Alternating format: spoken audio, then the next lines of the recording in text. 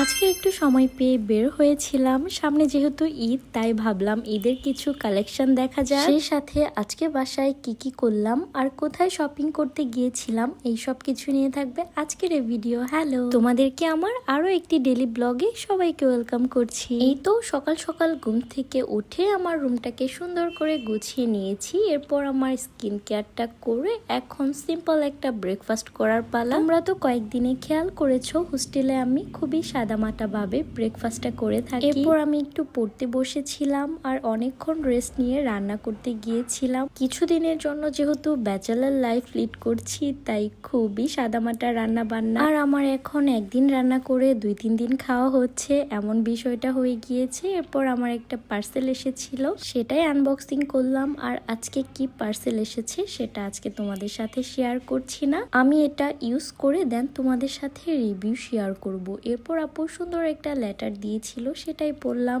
এরপর অনেকক্ষণ রেস্ট নিয়ে আমরা একটু বাইরে গিয়েছিলাম ঈদ কালেকশন দেখার জন্য। আমরা গিয়েছিলাম ওই দিন আমিরাতে, আর আমিরার ড্রেস তো বরাবরই অনেক সুন্দর। আর এখন যেহেতু সামার, ওনাদের সামারের জন্য অনেক সুন্দর সুন্দর কালেকশন এসেছে। তোমরা যারা সামারের জন্য কমফোর্টেবল কিছু খুঁজছো তারা কিন্তু আমিরাতে ভিজিট করতে পারো। এরপর আমরা খুব বেশিক্ষণ দেরি করিনি, কারণ যেহেতু বাসায় এসে আবার পড়তে বসতে হবে তাই তাড়াতাড়ি কিছু কালেকশন দেখে চলে এসেছি।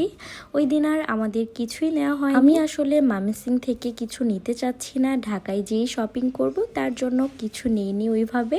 এই তো আপুরা আজকের ভিডিও এতটুকুই, কেমন লেগেছে অবশ্যই জানাবা। Let me know your feedback. Thanks for watching, Allah হাফেজ।